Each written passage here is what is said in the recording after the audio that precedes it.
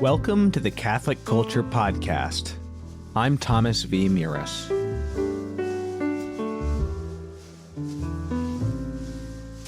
This podcast is an offering to the Holy Family and, less importantly, a production of CatholicCulture.org.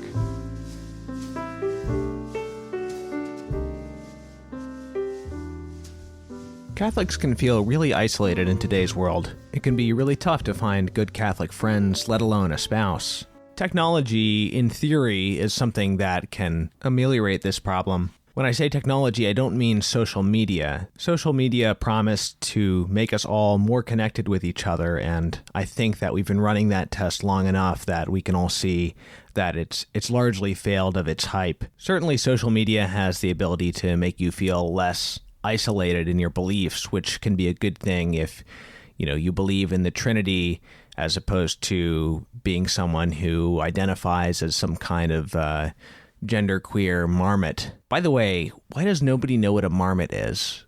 Okay, this isn't going well. The point I'm trying to make is that finding people who agree with you on the internet and finding some solace in that, perhaps at best, is not the same as actual community and friendship. So when I talk about technology helping Catholics to feel less isolated, I'm talking about actually leading to real-life relationships. So that's going to be the topic of today's episode. I have two guests today, one of whom, even though she uses technology, has a very old-fashioned, time-tested way of connecting people, which is the sort of matchmaking model of helping people to find a spouse, individual to individual, rather than by an algorithm. The second guest is the creator of a new app, which is kind of like Meetup for Catholics. It's an event to help Catholics find and create Catholic events in their area. I'll be talking to both of them about the various problems that come up in Catholic and modern social life generally, everything from the pathologies of Catholic dating to the myopia that can result when people only spend time with other people their own age. And both of them will be telling me about how the work they're doing will help us to surmount these obstacles. So my first guest is known as the Catholic Yenta. Her name is Emily Zanotti. Welcome to the show, Emily. Thanks for having me. Emily, normally I don't like to start an interview with a lame question like, tell me a little about yourself, but you seem to do a number of different things. So I actually would like to just hear a little bit about you in general. Sure. Well, I'm a longtime political writer, and I serve as the senior editor of the Daily Wire, which is a pretty big news organization. But most recently, through, I suppose, the intervention of the Holy Spirit, because I didn't go seeking out, I have become a Catholic matchmaker, a go-to Catholic matchmaker. And this is my newest passion, and it's just absolutely so much fun. I don't have the same workload, but I am having a great time. But I'm also a wife and a mother to twin boys. I know it started out just as something you were doing for friends, right? Right. So people would come to me to ask them to find them a husband or a girlfriend or a boyfriend, mostly Catholics, almost exclusively Catholics.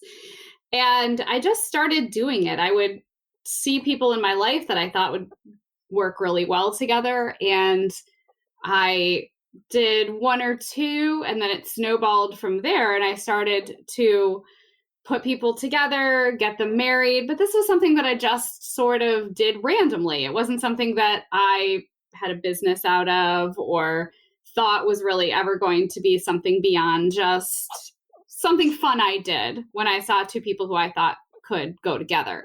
But then on Twitter, sort of before the holidays, around Thanksgiving, there was a group of Catholic women who were complaining on Twitter that they were invited to a Catholic speed dating event, and the only people who had signed up for this Catholic speed dating event were women. So there were no men, which kind of makes a speed dating event pretty hard to conduct. And I got on Twitter and I reached out to one of the girls and I said, well, look, if any of you guys ever want to be matched up, just let me know. I'm happy to do it. I have so many marriages under my belt. the fifth baby was just born out of the marriages that I've worked on. And I think about 24 hours later, I had about 300 requests in my direct messages and in my email. So we had to start the Catholic Yenta website. I think by the end of the week, we had over 1,000. And now we're kind of getting to 1,500, 2,000 people who are looking for matchmaking services. So it was pretty crazy. It wasn't something I anticipated. It just happened. Why do you think people started coming to you for this in the first place? I tend to think that a lot of the dating options now don't really match up with what Catholics are looking for. A lot of these apps, I mean, there's Catholic Match and there's Catholic Chemistry, and those are great.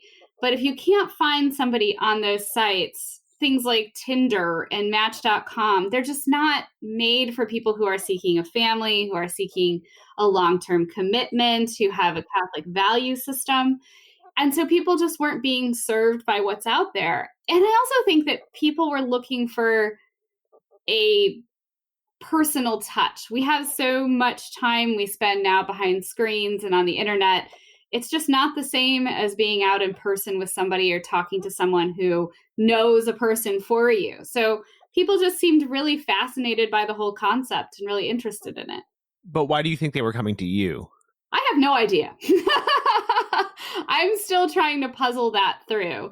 I think because I have a record of actual success, and I think people just got pushed in my direction. And I wish that I could explain it, but maybe some things in life are best left not explained.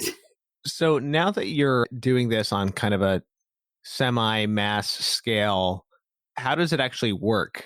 So it's a neat process. We're sort of getting through the process with the first several dates. So we've had about 20 or 30 dates so far that we've set up, we being myself and my husband who helps me out. But what we do is we have people go online to CatholicYenta.com, and soon there'll be a more complex website and an app and some of those things. But they go online, they fill out this application, and it gives them some idea, some basic ideas for me about who they are and what they're looking for. And then in about a week to, well, it depends on how early you were in the process, but ultimately what I will do is I will call you or email you, and we will get into a conversation where I'll try to learn more about you, get a sense of who you are, really get a sense of what you're looking for, but in a more in-depth way. And then I put you into my database, and when I find you a match, I help to facilitate the first steps. So you guys will contact each other, and then I will help to set up a meeting, and then we'll debrief on the other side. So it's a hand-holding process, but it works pretty well. It's based on, I've had extensive discussions now with Jewish matchmakers and Hindu matchmakers, and I'm incorporating some of their ideas. And so this isn't coming out of nowhere, but it is a work in progress. So what's the extent of your involvement once somebody goes on a date? For right now, my involvement is actually pretty significant. I get involved with people. I try to get them set up for a time and date. And then once the date happens, I will check up with you and see if you liked her or you liked him. And then if people elect to have me continue helping them throughout the relationship set up a second and third date, that's also an option. In some cases, with the couples that I've put together, I've followed them through a couple of years of dating. In one case, 8 years of dating. But I ask that you keep me in the loop and, you let me know what's going on and if things are working out. So it's really the people who get matched up. It's their prerogative to tell me how involved they want me to be. But on the first end, on the front end, I will handhold you all the way through the first date and then through a debriefing session. And we'll figure out, what worked, what didn't. Is this the person you're looking for? Should we put you back in the mix? That kind of thing. What kind of questions are you asking on the questionnaire? So the questionnaire has the basic stuff: age, gender, location, hobbies. But I also ask people some questions that say a lot to me. I look for what they read, who they go to on the internet in the morning, like what pages they open up, what people they follow on Twitter, but also things like what their devotions are. what mass do you prefer to go to? Do you go Saturday night? Do you go Sunday morning? Do you prefer the Latin mass? Do you have a special devotion? Do you have a saint that you follow? Those things tell me a lot. Later on, when I get to the phone conversation, what I'm looking for is sense of humor, what makes you laugh, what makes you interested. And those are then the things that I use to match you up. Obviously, personality and those things are important, but this, for Catholics, the spiritual component is most important. So obviously there's, the extent to which you can know somebody's soul without having, been on several dates with them yourself, Right. is limited. But how do you kind of go about gauging, for example, like the seriousness of somebody's faith? So I ask ahead of time that people be committed to the Catholic social teaching on marriage. So we have a baseline. I'm not looking for people who dissent from the Catholic Church. I'm looking for a very specific group of people. But then what I do is I talk to you. I want to know. I want to know what your prayer life looks like. I want to know what your devotions look like. I want to know what you're involved in. Are you involved in pro-life ministry? Are you involved in immigration ministry? What does your time look like? Now, I can't know for certain, but to some extent I have to trust the Holy Spirit to lead me in the right direction and to lead me to where these people might fit into other matches. So it's very hard to know somebody's spiritual life and how serious they are, but I can get a sense of what you value from those conversations that I have. So it sounds like prayer is a big part of the process for you as well. Yes, it's a huge part of the process. For me, that is the basis of the process. I have a banner in my office that says, "Come Holy Spirit." I try to engage that. I ask the people who are being part of my program to have an active prayer life and to pray for me to find them somebody and to find someone. I actually do recommend the novena for to Mary, Undoer of Knots, because that one has really worked for me in the past. And I think that she's kind of the patroness of this project. But we also have St. Anne, St. Gianna, St. Joseph, certainly saints who I am trying to put to work for me in heaven. So what's your sort of, now that you've started this sort of more large scale service, what kind of results can you report? I mean, I know it's pretty early stages yet, but Yeah. So we've had 20 dates so far. And of those 20 dates, 12 have gone on to second dates, which to me seems like a pretty good result. yeah. And this is very early in the process. So I don't want to guarantee anybody results, but so far we've had some success. I'm looking at about a month down the road from now to see exactly how successful some of these are going to be. But for me, my success right now is getting through all of these thousands of requests for me. And then we'll sort of create a system that gets it's more efficient. But for right now, I think the success rate is looking pretty good.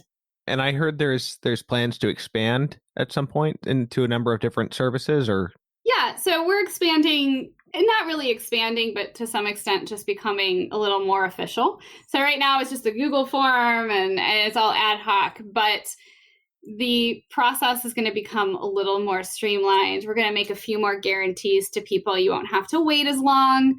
And we're going to start training other matchmakers. So the idea is to pull people from other areas of life who have an interest in matchmaking and maybe put them to work for us in certain areas, in certain cities, to try to help us have a little bit of an arm in places like Washington, D.C. and New York and L.A., where we have a lot of requests, but not a lot of time to get through all of them. So I am working on a plan and a more comprehensive website, but the basic service will stay about the same. So you're based in Chicago, correct? Yep. Mm-hmm. And are you currently taking requests from elsewhere? Yes, I'm taking requests from across the globe. Initially, it had just started as requests from the United States. If you live in a major city, I think I have more options for you, but I am not limited. People did ask me if I could take it from other countries, but for right now, you can submit a form if you are in another country, but I can't guarantee you much of of a choice in that, but I'm taking a class. Now, if you live in Chicago, I can do it in person, and I do on Sundays tell you what Mass I'll be at. So you can come and see me in person on Sundays after Mass, and we'll grab coffee and donuts, and you can hold one of my babies and we can talk in person. So if you're in Chicago, it's a real hands-on effort, but we do take from across the country. Yeah, it's fascinating that this is such a hands-on and a personal thing. I mean, it couldn't be, I mean, this is really obvious, but it couldn't be more different from something that's based on an algorithm. Yeah, the algorithm is my brain and the Holy Spirit and a couple of novenas and lots of saints' medals. The algorithm is so old-fashioned that it's absolutely incredible. I'm fascinated as I get further into this because I've actually been researching and speaking with rabbis and speaking with Jewish matchmakers to a large extent, and having these conversations about how old school this really is and how far back it goes. And it's really fascinating to me. So what have you learned from Jewish matchmakers, for example? I'm starting to learn the process that they use, but I'm also starting to learn that tradition is a huge part of it. And Catholics don't have a rich matchmaking tradition. So I'm picking up what they've learned for the last several hundred years. And what's also interesting is they're learning from me too. So I have a certain system that's more modern, and they're thinking, oh, well, some aspects of the questions that you're asking and the interviews that you're doing, they're really something that we should consider too. So we're learning from each other about what it's like to be a matchmaker, what works best, and how they operate, really. What have you found? You say there's no rich Catholic matchmaking tradition. Is there an older tradition that you can find anywhere in Catholic history that can be recovered, or is it really, it's never been a sort of a widespread thing? We've sort of gone away. I think in the Victorian times, we sort of drifted away from marriage as a contract and more towards marriage for love. And so when we started marrying for love, matchmaking became less common. It was common across the globe, really, for thousands of years. I mean, there's more than likely Mary and Joseph were put together by a matchmaker.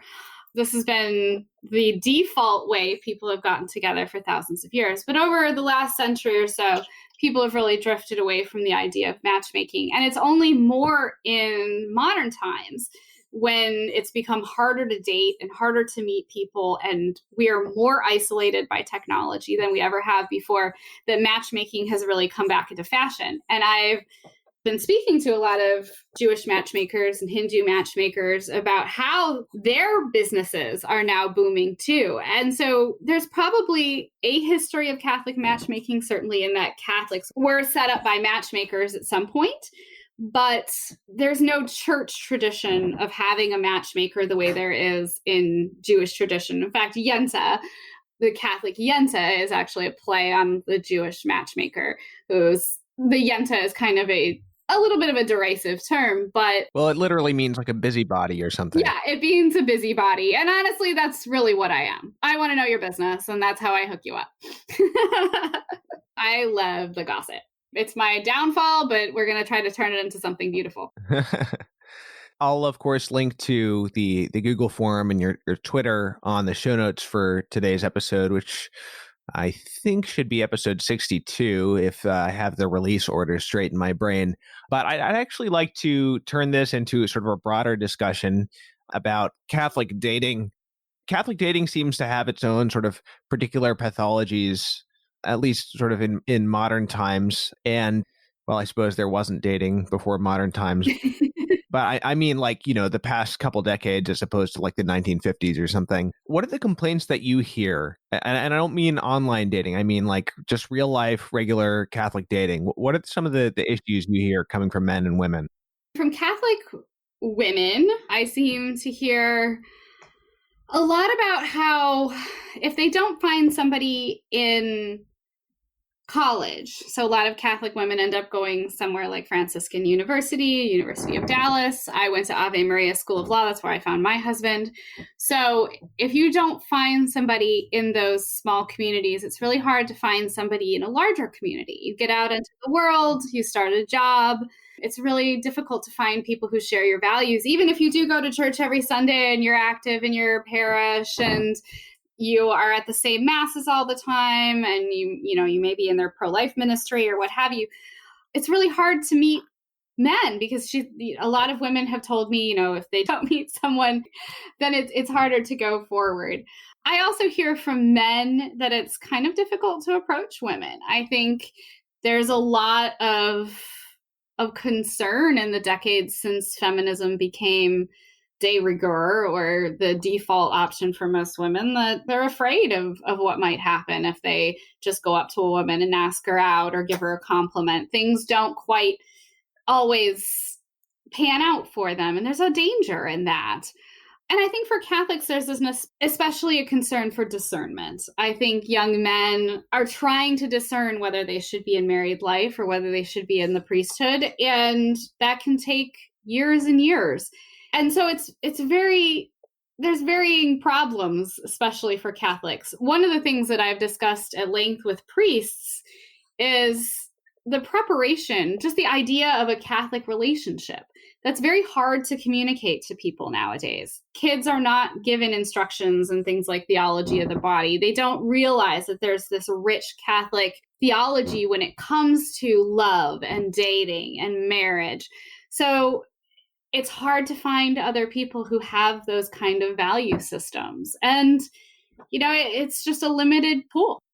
There's something that I've noticed, and I don't know how widespread this is in the realm of faithful Catholics or if it's only certain communities, but, I first came to know about it when I spent a year as a freshman at Christendom College. And there was this thing people were saying, which was that Catholics don't know how to date. Yes. Like they take it too seriously, and I don't mean in the sense that they think it's ultimately directed towards finding a spouse, but it's more like that they put all that weight too much on like one date. Yes. So that the idea of casual dating almost seems like it's not taking the prospect of marriage seriously. But there's kind of like a balance that you have to strike there. But it seems that that's difficult for Catholics. And so, to be honest, it seems to me, and I think this is the case with Catholic women, that there's a lack of willingness to just try going on a date with someone. Yeah, there really is. In fact, that's one of the reasons that I do so much hand-holding, even in the matchmaking process, is because I'm trying to convince people that dating is easy. You do not have to look at this as a marriage. I mean, certainly it's a job interview to some extent, but there is value in getting to know people and having friends. You may get matched up with somebody and they may be the love of your life, or they may end up being a really good friend to you. My husband, for a long time, had a friend in the Militia Immaculata, and he thought she might be the one. Turns out she wasn't. He met me at Ave Maria, but now she's one of my best friends. So it's just a chance to see people as having value in your life beyond just as a future spouse. There's also just having fun. I think Catholics have a little trouble with just having fun, which to me is really funny. Like, you think like Catholics invented fun, but they take everything so seriously. And that's why, to me, a sense of humor is such a big part of this relationship process too. Is learn to laugh, and that'll take you through when you do end up finding a person. Your sense of humor and your ability to laugh together will take you through some difficult times too. You mentioned discernment. Everybody seems to be discerning. I mean, at least it's hard to find, women serious about their faith who aren't discerning. And Right. I understand this. I totally understand this. But there's different types of discerning, right? I was just talking to one of my roommates about this last night.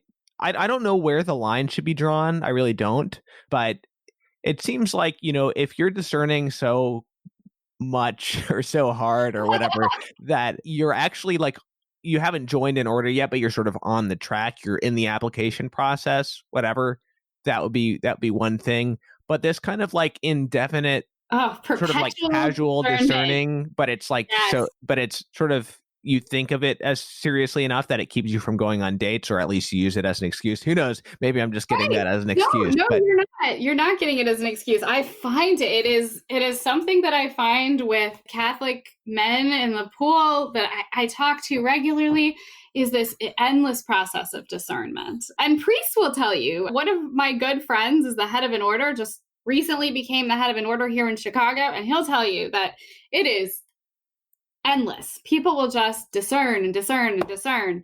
And sometimes you just have to say, the Holy Spirit isn't speaking to me in this particular way. Maybe I should try something else, because it really is. It's an endless period. Women do it too. This isn't just a male thing. I think women think about service. They think about, and there's options. There's so many options for women, right? There's the religious life. There's consecrated virgins, and marriage itself is a discernment. The married life is a discernment.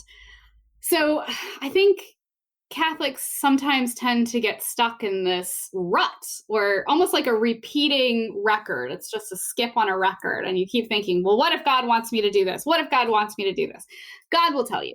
You can't keep chasing something that you're not sure of. And we tend to do it as Catholics. We just think we have this purpose and we need to know it right now. And sometimes that purpose isn't going to be revealed to you right away. You just have to trust in the process.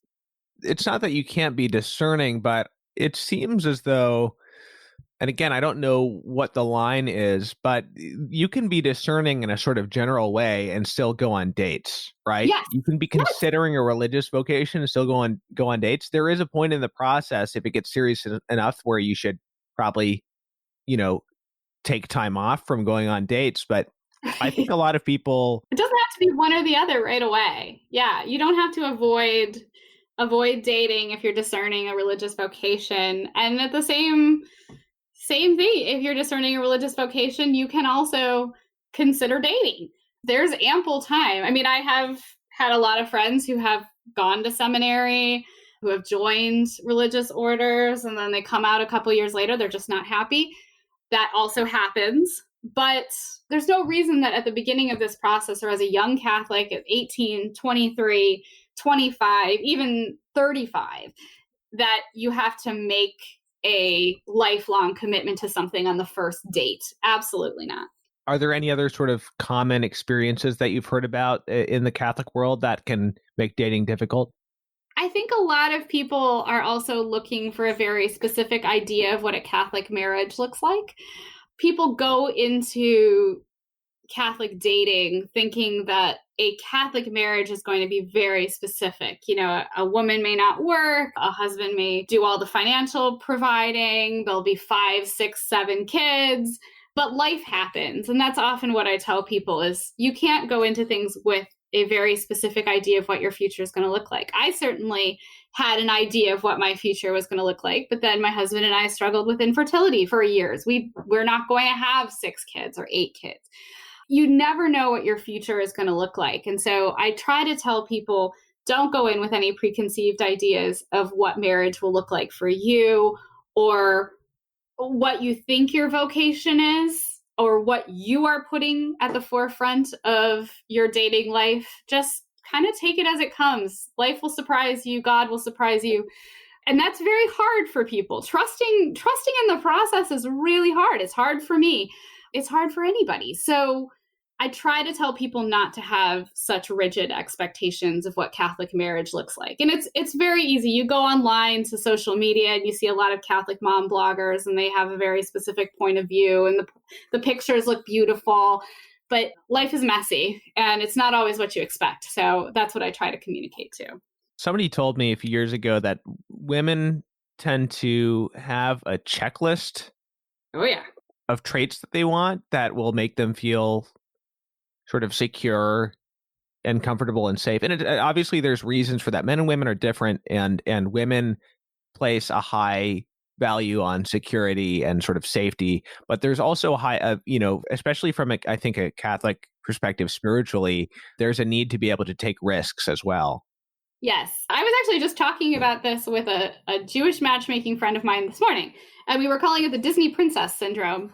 There's a lot of girls my age and younger, I'm pushing 40, but, there's people a little bit younger than me that have grown up on Disney movies. They've grown up on Jane Austen novels. My husband always talks about that, how Jane Austen novels give women an unrealistic expectation. But I think women tend to have a checklist of what they're looking for, and they want someone to sweep them off their feet, and they're going to be a Disney prince, and they're going to spar with them like Mr. Darcy. And it is hard managing those expectations. I do tend to think that men are really looking for a companion, but women are often looking for a handsome prince. And that is very difficult too. Managing expectations on that is very hard. I think having high standards is important, but it should be more a matter of... Don't have standards that people can't meet. That's I think... Yeah. And it should be more more Catholic. I mean, and less sort of materialistic as well, of course. Right. Yes. Absolutely. You just want someone to get you to heaven. That's the goal. And that can look a lot of different ways. Right. You mentioned, feminism sort of like having an effect of discouraging men from asking women out. There's also a big issue with men just like being unmotivated and kind of lazy and sort of like video game and porn addled and all that stuff. What's been your experience of that in trying to get men to sort of take more initiative in dating? This doesn't seem to be too much of a problem with the guys that I run into, but I see this overall. Video games and porn have really had an incredible impact. And people will tell me all the time, well, no, that's not true. That doesn't do anything to your brain. It does. We have a generation of perpetual children, and it does turn you into a perpetual child. It makes technology the center of your life, and it sets these unrealistic expectations that no one can ever meet. But the flip side of that is that when people can't meet that expectations, you seek it from online entertainment. And so there is that. Now, I will reach out to people sometimes if I see them and say, if you don't want to ask somebody out, you can fill out a form and I'll ask them out for you. It's a process. I'll be the one that takes the rejection. Fine. That's no big deal. But that is definitely a problem. That's a whole nother conversation. Porn and its influence on relationships, modern relationships, is absolutely insidious. And it has really had an impact on what people expect. And it's really had an impact on how people view other people. People become objects in that mentality. And when you start to buy into the idea that people are just objects for your gratification, it has a widespread impact, not just on your relationship, but on society. Of course, there's a lot of factors that, including those two that we just mentioned, that seem to sort of sap masculinity and cause men to, I'm sure that like Jordan Peterson has talked about this a lot, but just kind of like, it's not just that men are afraid of how a woman is going to respond if he compliments her or something like that. It's probably even more that men don't really think they have something to offer, but that also plays to their sort of like desire to just sort of be lazy and not challenge themselves. I think this is a problem that's unique to men in the modern age. We don't value masculinity as a society anymore. Feminization is not just, or feminism isn't just a problem for women, it's also a problem for men. And we're not looking at the genders as we should be. I mean, there's a whole spirituality and theology about why the genders are the way they are, why women and men are built the way they are. And we've kind of left that by the wayside. We just assume that the teachings of the church are very specific and one man, one woman in marriage. But there's this huge, deep theology about masculinity and femininity. And it's something that the church offers that society really doesn't. And, I see it as a big problem. I don't know how to solve it. I wish that I had all the great answers to it, but it is a problem. I mean, just to start getting men to feel more emboldened and less like they have to respond to society's requests that they be more like women. I think that's definitely a problem. I think a lot of, even in the world of Orthodox Catholics, a lot of people would like to be able to, would prefer to just take the sort of like what I need to be, not a heretic, and would rather go with what the world says on anything that the church doesn't demand that you believe. And what I mean by that is, yes, this kind of like the deeper anthropological implications of the church's teaching on male and female and of the tradition and human nature and everything. They are very leery, and I think this is definitely a result of feminism. There's a real leeriness to be willing to make generalizations, for example, about men and women. Yeah. Oh yeah, absolutely. Or what their roles are, or what society expects them to look like. Yeah. So on the other side of things, and could be a whole sociological discussion too, but I'm just sort of curious what you have to say about it. I've had a conversation with a friend of mine a couple of times about how you meet a lot of Catholic girls who are very nice and very boring. There's this whole thing about being nice, and there's the whole nice guy thing as well. But we kind of like, and some of them are kind of like, we talk about them being like sort of Victorian women. Yeah. That's how we refer to them. Can you speak to this sort of like phenomenon of the Victorian woman and how Catholic women can, I don't know, still be feminine, but like allow their personality to shine forth a little bit more? Yeah, I mean, I wish that I have no problem letting my personality shine. that often made me on the other side of that. Finding a Catholic husband was kind of difficult because I have brash and bold and opinionated, and things are very, to some extent, were a little off-putting, I think. But yeah, there is a little bit of a lack of character, maybe not character as in like a person's character, but people are reticent to sort of let their personalities shine through when they are, and to some extent this is a problem of just Catholic dating.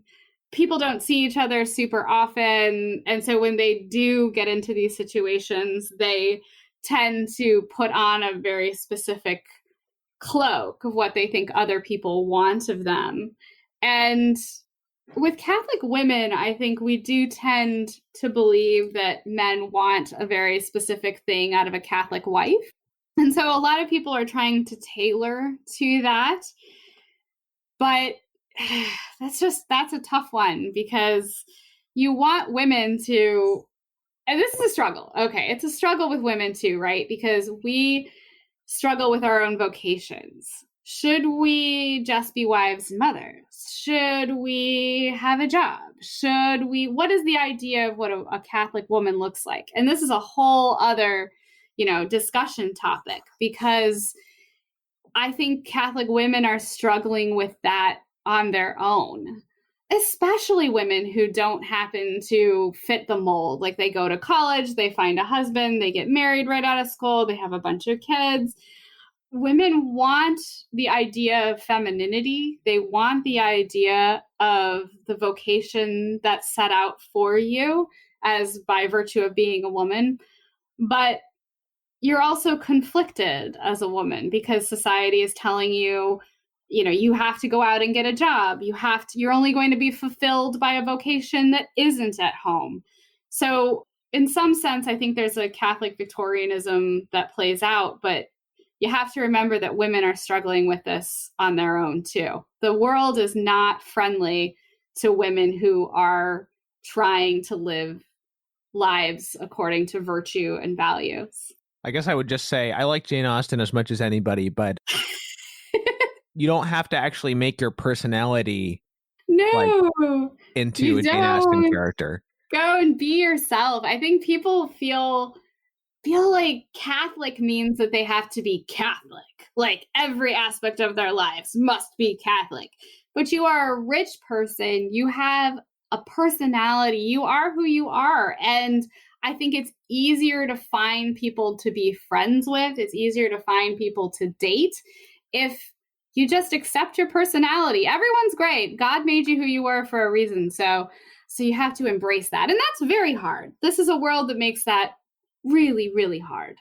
Don't put on a persona. No. Whether it's like a fierce woman, or a Victorian That's also woman. a problem. I think a couple of women that I have struggled to find mates for think that they need to be very aggressive and fierce, and that people won't respect them unless they're very aggressive. And that's also not true. Don't slay, queen. Don't slay, queen. All right, Emily, I have to go get a wisdom tooth pulled now, but sorry. It was I don't know what to expect. I've never done this before, but by the way everybody reacts when I tell them, I'm getting nervous. I didn't like it, but it wasn't bad. It just, I hate dental work. By the way, so last night we were going to talk, and then you said one of your babies decided to roll over when no one was looking. And at first I was like trying to figure out, what does that mean? Why would that be an emergency, rolling over? And then I asked one of my roommates who has a daughter who's in college, and he was like, she like rolled off something. Yes. Mm-hmm. So is everything okay now? Into a coffee table. Yes, everything is okay. Okay. So she bonked her head. He bonked his head pretty good. And the joys of parenting. We have two twins that are going through teething right now at the same time. And so everything that happens to them is a little more dramatic than it would normally be. And so, we rolled into something, not off something. Got it. Well, that's good. But close. Both boys? Both boys, yeah. Great. Oh, that's awesome. Thanks again. It was really fun talking to you. Yeah, thanks for having me on. All right, cats, I will link to Emily Zanotti's Twitter and her Catholic Yenta match request form on the show notes page for today's episode 62. You can go find that at catholicculture.org/catholicpod. And stick around after the musical break for my interview with Eric Niehaus.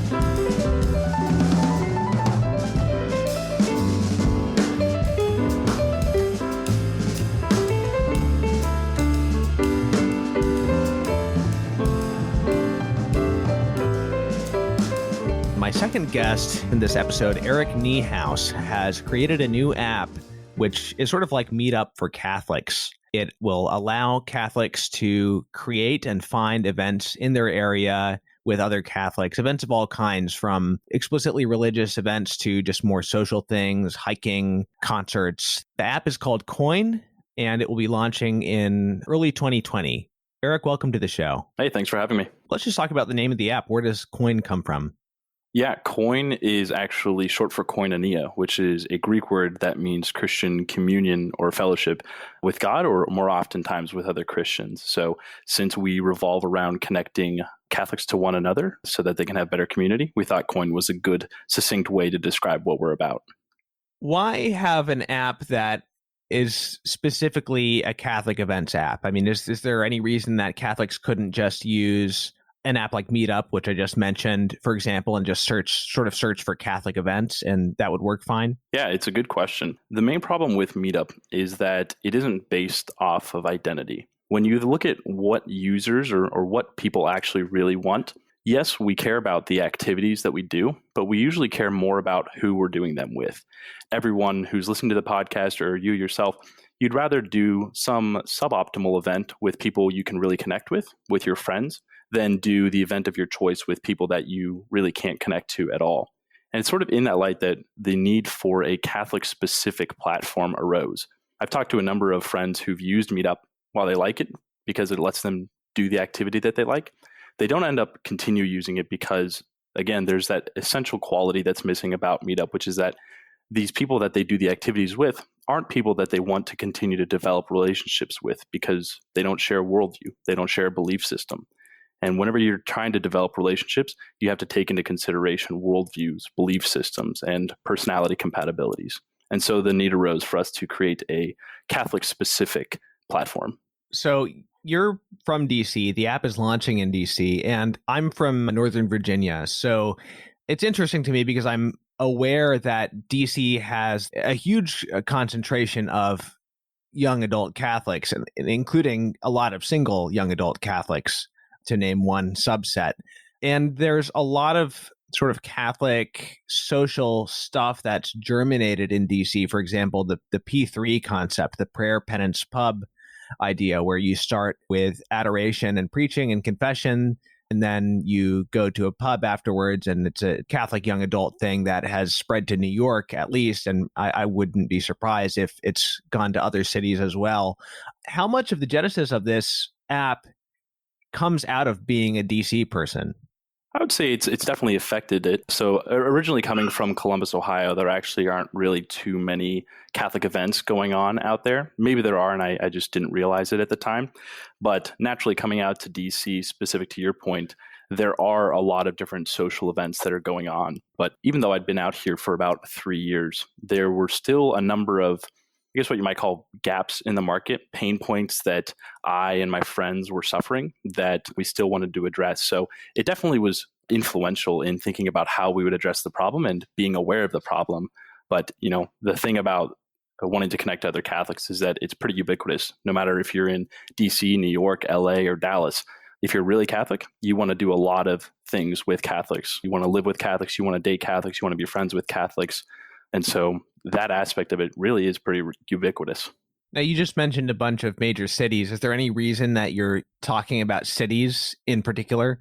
Yeah, our overall strategy and our hope really is to expand city by city. So since we're going to be launching in DC in early 2020, our goal and our hope is to test the concept here in DC, see if we can validate that the problem actually exists, that it's large enough to be worth putting a lot of time and energy into solving, and also making sure that the solution we're creating is actually working. And then once we prove that concept here, if we prove it, we'll then go city by city, cultivating communities, trying to get users online, trying to partner with and collaborate and complement parishes and dioceses. So it's very much our goal to eventually expand to all the different cities in the US. And hopefully, if the problem really is truly globally ubiquitous, then potentially even in other countries as well.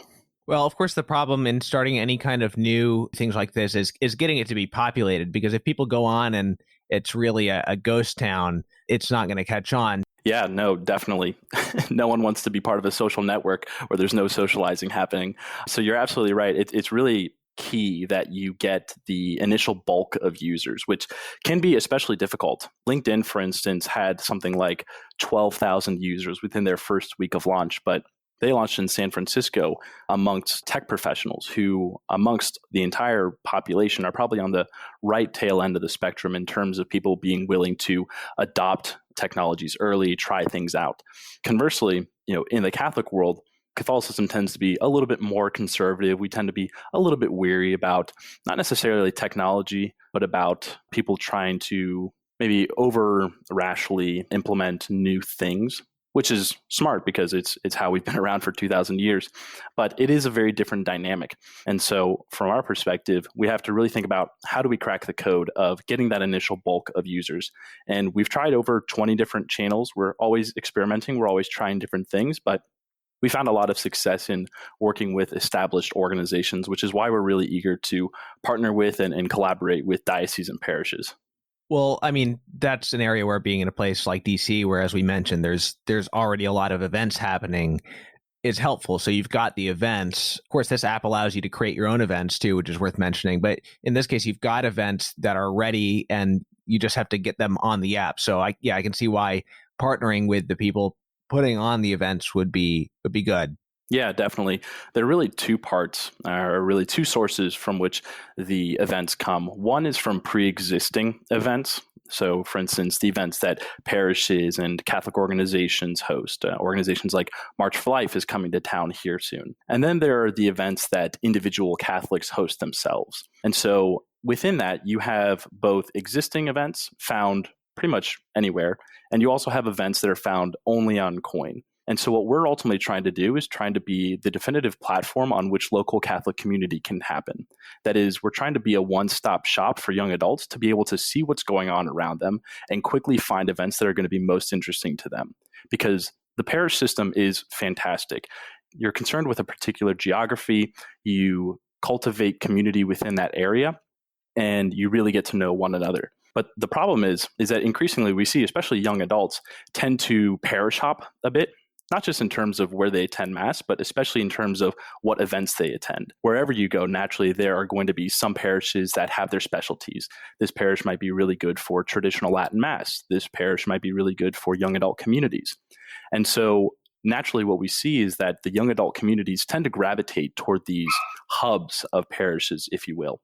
And so they're then confronted with this problem of, well, how do I always keep up to date with what's going on? And yes, there are Facebook groups, but there are manifold groups. There are manifold sources from which you can find events that are going on. And it's not in any one single easy to find place. And so from one perspective, we want to aggregate and categorize all those events to make it really easy for users to be able to find existing events. But then we also want to empower individual Catholics to create their own events. Because the reality is, and we've actually mapped the 239 top event types in DC and in New York and whatnot. And based off of the parish events that exist, they really only represent about 13% of the most popular event types. What that means is that 87% of events that young adult Catholics are interested in doing, whether that's hiking, dancing, this, that, or the other, are not actually being created by parishes, which means that there's a significant portion of the young adult community that has no meaningful way to engage with their parish or other Catholics. And that is really one thing that we want to solve with this. Yeah, of course, there's no substitute for strengthening the parish. Oh, no, not at all. And that's a really important point, is that it might be easy to think that we're somehow competing with or trying to replace parishes, and that's not it at all. We really want to complement parishes. We really are not a substitute, but a complement. We want to partner with parishes because there's still so much value to, I guess, what you might call geographical fidelity or loyalty of developing your community where you are and supporting the parish, and especially as the priest is there to guide his flock. So what we really ultimately want to do is not to replace, but really to support, to bolster this, that through this, we hope that people actually will become more engaged with their parish, that they'll go to more masses, that people who otherwise might stay home will go to mass, will go to confession, that in having a community, people won't drift away and become the ignominious nuns, the people who sort of fall away from the church. So it's actually our hope that through Koin, that parish life will actually be not reinvigorated. That makes it sound as though parish life isn't alive already, but will be strengthened even more. Yeah, that's definitely an important point. I'm glad we touched on it because I had it in the back of my mind, like, shouldn't we just be strengthening parishes? But I can see how this is more of a complementary approach. Well, and to give a couple anecdotal points here, on my perspective, the first year and a half or 2 years that I lived out here, I lived in a different part of Arlington, and I attended a parish that was, as I mentioned earlier, it had a different set of specialties, one of which was not actually really young adult events. The demographics that attended that parish and most of the surrounding parishes were probably about 50 to 60-year-olds, which is, there's nothing obviously wrong with that. But what it did to me was there wasn't an obvious community within that parish that I can engage with. And so my spiritual life actually, took a little bit of a hit. Naturally, we're supposed to be in communion with one another. And if we don't have communion with people who are like us, who understand us, then that can take a toll on our spiritual life. The other thing is that a while ago, I sponsored a friend into the Catholic Church, and she kind of really had a rough go at it for a while, of really struggling to find other Catholics that were like her, who she could really connect with, and really wasn't finding any through her parish. And so it is this tricky line of how do you ensure that the parish community is remaining strong and we're putting our efforts in that, while also making sure that our own spiritual well-being is not being put on the back burner. And for her, if she could meet other Catholic women that are like her, but who go to a different parish, well, isn't that a beautiful thing? Isn't that a good thing? Isn't that maybe a good use of technology? I agree that we shouldn't be too eager to abandon parishes. I don't think we should abandon parishes at all. Again, Koin's purpose is to complement parishes, but we definitely should take advantage of I guess what you might call the universality of the church, that there are so many of us and we're sort of all over the place, and that there's no reason that no one should be without. There's no reason that anyone in the Catholic Church should be without a home, without people who are like them, who understand them, who they really can connect with. We've been talking about young adults here a lot, and it's understandable that this would be somewhat targeting young adults because, those are the people who are typically looking for these kinds of social events. I mean, older people are more likely to have families to spend time with and things like that, or already established group of friends because they've been at it longer. One use of the parish, I mean, one good thing about having a social life in the parish is that it's not just young people spending time only with other young people. You get a broader experience of life and human experience, and hanging out with, older people and children and families and things like that. But that's one thing that, perhaps this app could also strengthen, because we're not just talking about social events. This also could be used when special, liturgies are being held at different parishes, or special feast celebrations and things like that. It doesn't just have to be the sort of young adult social type thing. Right. No, it really doesn't. And we don't want it to stay there. One topic about which I'm pretty passionate is actually intergenerationality.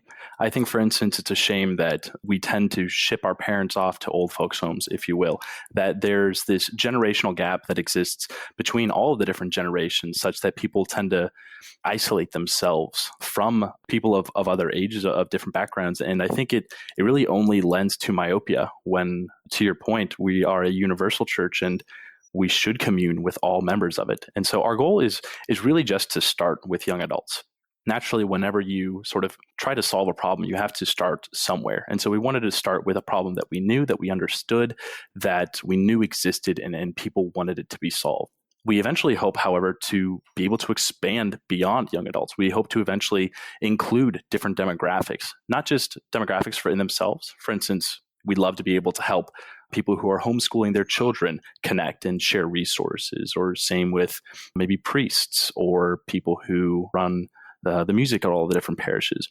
But we'd especially like to be able to promote that intergenerationality. For instance, I had a friend at my last job who ended up living with an elderly woman, and it was an incredible relationship because both parties benefited greatly by it. My friend saved quite a bit of money on rent, and the elderly woman didn't have to be alone. And maybe that's an extreme example, but I think just as there are a lot of opportunities for young adult Catholics to connect, I think there are a lot of previously unexplored opportunities for younger generations and older generations to connect. Because again, to your point, we're a Catholic church, Catholic, universal, all. We have to be careful not to promote exclusionary practices or exclusionary tendencies. Now, it is true within a given locale, people always, and even within a parish, people always gravitate toward people that are like themselves and are like them in age. But we'd really like to see what we can do about promoting, I suppose, demographic and generational exploration. That's a fascinating topic. And one thing that could help with is, the idea of having events that are more sort of naturally intergenerational might sort of ameliorate the issue that you have of, at least I've seen this in New York, which is where I live, of, these young adult events where you've got, a bunch of young adults in their 40s hanging out and kind of like stuck in this young adult event world. And that always seems kind of artificial, but there's nothing weird about older people hanging out with younger people. It's just that when you call it a young adult event, there's something strange and artificial about it. Right, exactly. It is true that members of the Catholic Church are highly stratified. That is to say, we're an incredibly diverse group of people, both in terms of demographics, in terms of behaviors, in terms of interests, in terms of the different modes by which we express our Catholicism. And the unfortunate reality is that there have been a number of parishes that closed down across different dioceses, and we're all aware that different people are leaving the church and resources continue to be tight. The reality is that parishes are incredibly burdened. They're doing so much for their community, and priests are working overtime and overdrive all the time in order to serve the community as well as they can. But the reality is, especially in a large metropolitan area like DC or New York, which are highly variegated, is that it's impossible to create personalized events or communities for everyone. what you have to do is you have to economize. You have to prioritize the types of events, the types of communities that you create, because again, you can only host so many types of events at the local parish or on Sundays. And so what ends up happening is, as I mentioned a little bit earlier, you pick the most popular ones, which is great. And parishes do a great job of fostering and cultivating this Catholic community. But there's still a large opportunity for all these other types of events that don't get addressed, that don't get put on by the parish.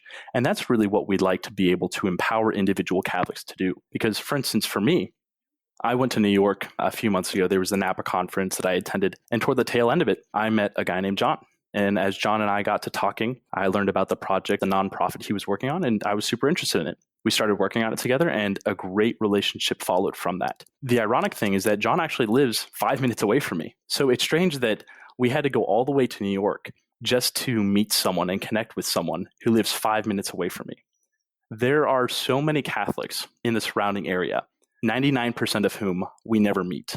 What that unfortunately means is that we're basically statistically guaranteed to miss out on the vast majority of what would have otherwise been the best types of relationships, whether they are platonic, romantic, professional, transactional, whatever they might be. What we'd really like to be able to do is to connect Catholics as they've never been able to connect before and allow them to organize themselves so that they can find or create their own Catholic communities in addition to their parishes, because parishes do so much. We should be loyal to our parishes because our parishes are beautiful. But at the same time, there's no reason that we can't meet other Catholics and do the things we love with people who really share our interests, who might be in parishes maybe across the river.